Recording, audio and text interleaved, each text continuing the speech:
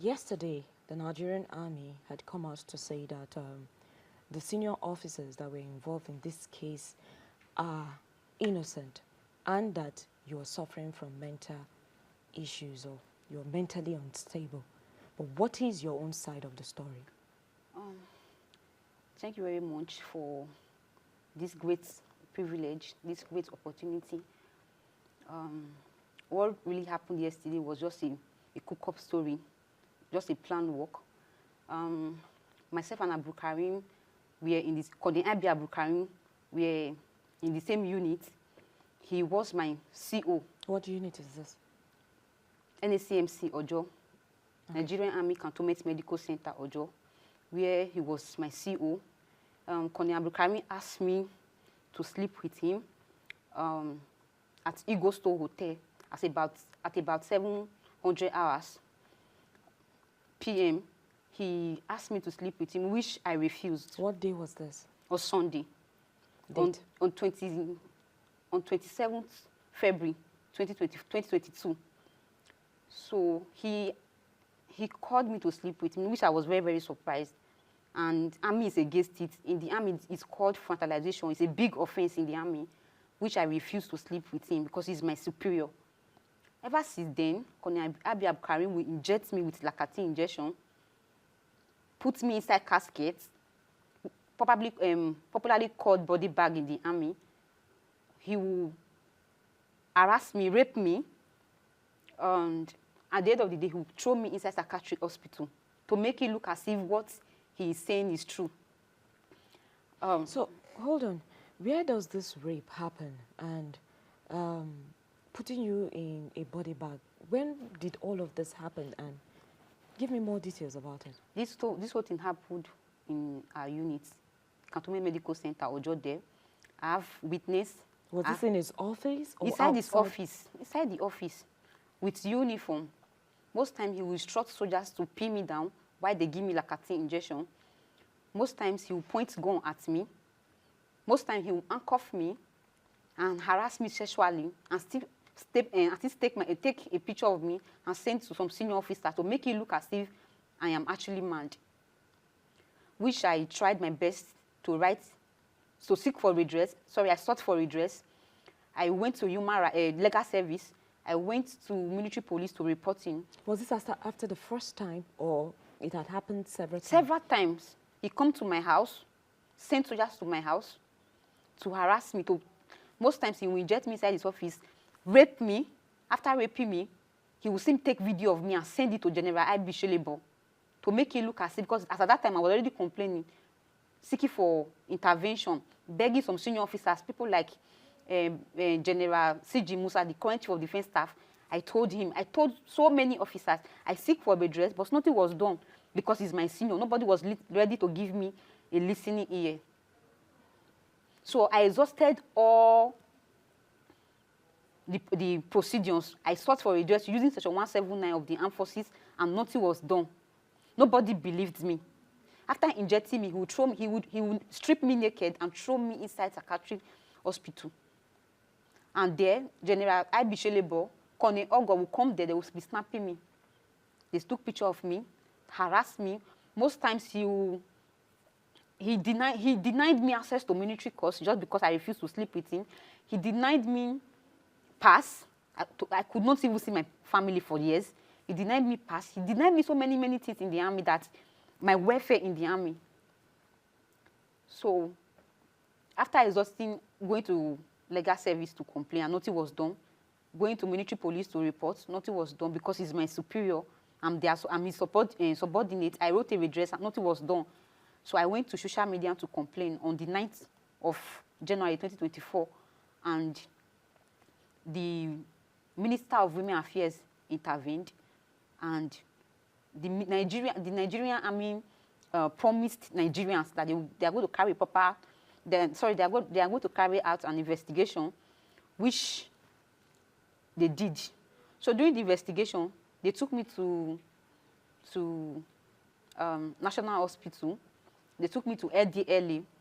They took me to LDLA just to check to know if I abuse substance. And they took me to National Hospital for medical evaluation, and the result turned out to be negative. And the Minister of Women Affairs requested me to write a voluntary letter, which I did. I submitted my voluntary letter to the Minister of Women Affairs, and she forwarded it to the Chief of Army Staff, and the Chief of Army Staff approved it. So, what you're telling me now is that the Army did not on its own discharge you? No. I wrote a discharge that I lost interest because of the inhuman treatment they did to me. The Army also accused you of being mentally unstable. Are you mentally unstable? No. I'm perfectly okay. It was just a cook-up story. Because during the course of that investigation, the Nigerian Army took me to National Hospital for medical evaluation, which turned out to be negative. That everything concerning is just an allegation against me. Did you see the result that was sent to the Chief of Army Staff? Yes. As a patient, I have every right to ask my doctor and they told me that they could not diagnose me. Okay. They couldn't diagnose me. Okay. So thereafter, the Army called me that they've approved my discharge. Unknown to me that I wasn't aware. It was a cook-up story. Like the Chief of Army Staff called me on his own, and he told me that I should not worry, that I should just cooperate with them, that they are going to sort me and they are going to pay me off. So in the Army, I served 5 years with the Army. I only served 5 years, and I'm not eligible for pension because they boarded me out. That is where I was qualified for pension. And this, before one can be boarded out of the Army, there are procedures. They will call you for interview. They will call a psychiatrist to check your mental state. There will be units RSM. There will be people will be there. There will be a board set up because of as in a BOI set up because of that shoulder to know if the shoulder is still fit to continue with the job. In my own case, nothing like that. So they did that to compensate me because of what Abu Karim did to me. So before you go forward, why did you on your own decide to leave the Army? I know my life was at risk, and the job, I lost interest in the job because there is a lot of malice in the job. Your juniors, younger ones they don't give their younger ones to speak. You don't have every right to speak. Even when your junior is misbehaving your senior is misbehaving to you, they don't listen to their subordinates. So what they listen to me at that time, they will find that meanwhile during their investigation, they saw everything. I submitted my evidence to them, and my eyewitness were there, and they know that what Abu Karim did to me is very, very wrong. So I'm very, very surprised that they still come online and cook up a story just to make me look as if I'm a man, that is just to tell the whole wide world that I'm a mad person. I'm not a mad person. The investigation, the medical report that was during the medical evaluation that was carried out in National Hospital turned out negative. They could not diagnose me. Okay, so you said you decided on your own to leave the Army. Yes. Because of the inhumane treatment. Yes. What reason did you give them? What was the reason you gave as why you were leaving the Army? There was no progression because there was somebody, Abu Karim, who was everywhere, my senior, a colonel. I'm a private soldier. I applied for courses.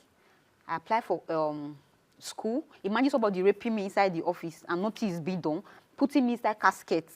It's called body bag. They normally use it in Northeast to bury soldiers who died during during war. So he put me inside caskets. Imagine me seeking for redress. Nobody listened to me. Including the Chief of Defense Staff could not listen to me. They did not believe what I was telling them, even with my evidence. So earlier on, you told me that the Minister of Women Affairs advised you to leave. Yes. Medical grounds, and then you... No, not on medical ground. Okay. On normal discharge. Okay. That I lost interest. Okay. So how did Army arrive at you being mentally unstable? That I don't even know. Because before one can be boarded out, they will call... that I said they will set up a board. This board, there will be a doctor, a medical doctor. That is how it's been done in the Army. They will call a medical doctor, a psychiatrist, a psychologist, psychiatrist. Some of these medical people will be there, medical team will be there, the units RSM, the CO, they will now invite the soldier to know if this soldier is still fit to continue with the job. Probably they will throw questions. They will set up a board, a BOI, nothing like that. They never called me for any board. They never interviewed. I wasn't aware about the whole thing. It was just a cook-up, just to, you know, I was very surprised yesterday. I saw, we see my news flying up and down that the army discharged me. Army never discharged me. It was the Minister of Women Affairs that requested me to leave the army, which I wrote an handwritten letter. What do they call it? Voluntary discharge. I wrote a letter that I'm not interested, that I've lost interest in the job. So there was nothing like discharge anywhere. They never discharged me from the army. Okay. It was just a frame-up. They just gang up against me for no just reason, trying to cover up for Koniaibi Abdulkarim. Now, you also told me that there was a part where you talked about the issue of the health certificate and that your father was saying they were going to use that against you. Can you? Yes. After their investigation, so they ROT'd me back to my unit where I serve. So where they later called me that I'd be discharged from the army. Like because I wrote a handwritten discharge that I'm not interested again. So I wasn't aware it was even board, because before they would board me out, I must be there. There must be an interview between me and those people boarding me out.